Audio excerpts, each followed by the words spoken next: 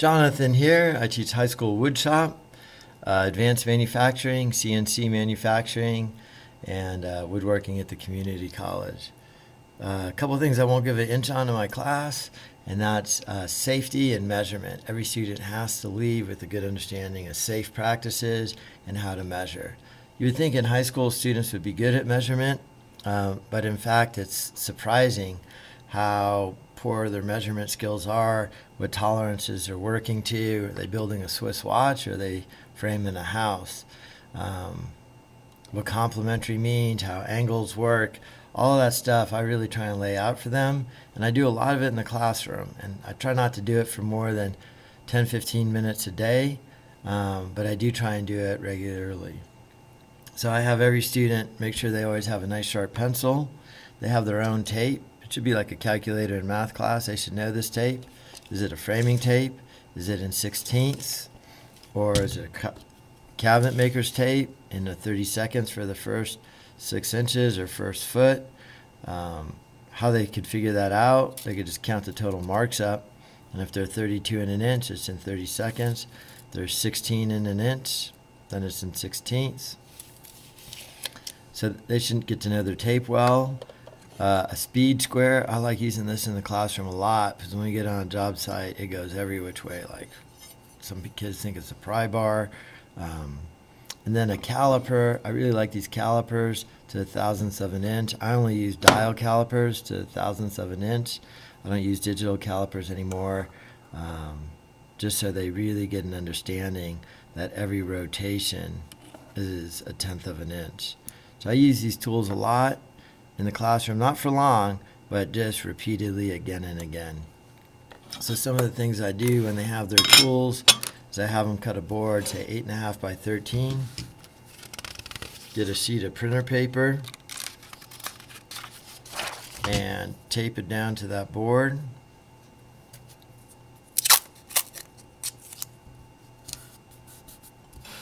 Once that sheet of paper is taped down to that board, I just give them some measurements.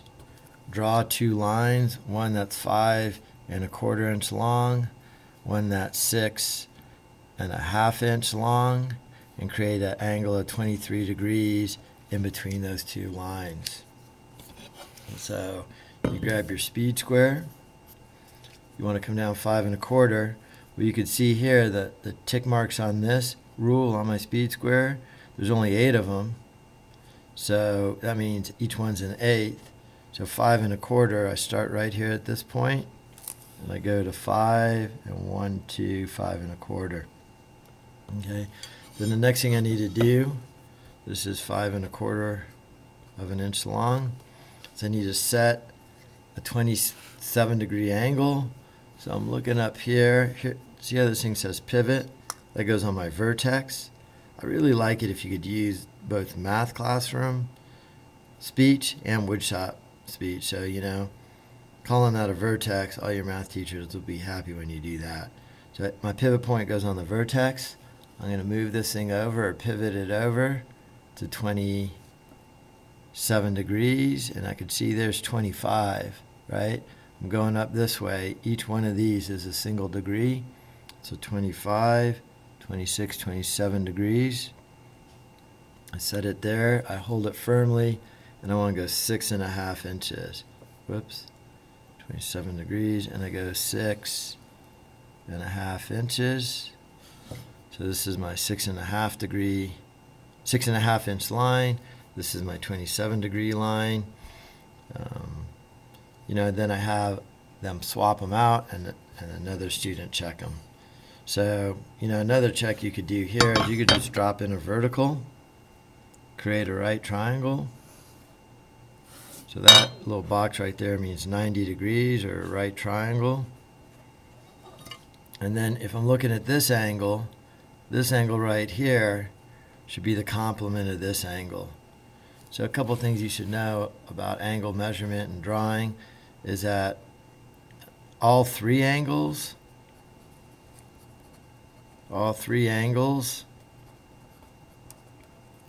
add to 180 degrees. Special kind of triangle is a 90-degree triangle.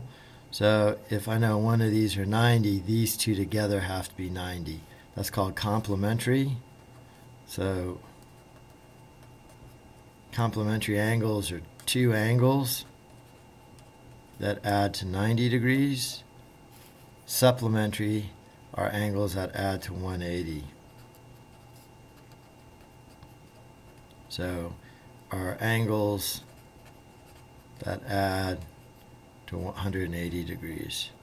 So those are just some math terms that you should incorporate in your measurement. A right triangle, complementary, supplementary. And as I'm just looking at this picture, I could see that this 6.5, looks like 6.5 compared to that 5.25. This angle right here does look a lot bigger than this angle right here, 27 degrees. So, in fact, this angle should be 63 degrees because it is a complement of this acute angle of 27 degrees. So, acute means less than 90 degrees, and obtuse means greater than 90 degrees, and then right means exactly 90 degrees.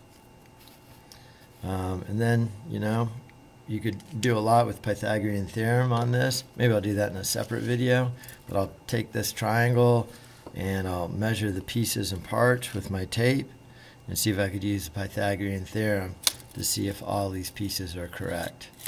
So this is just an overview and measurement, how to get students using a speed square and their tape in class, learning a little bit of angle measurement terminology that helps on any job site, but also in a math classroom and even on a standardized math test. So again, I don't do this very often.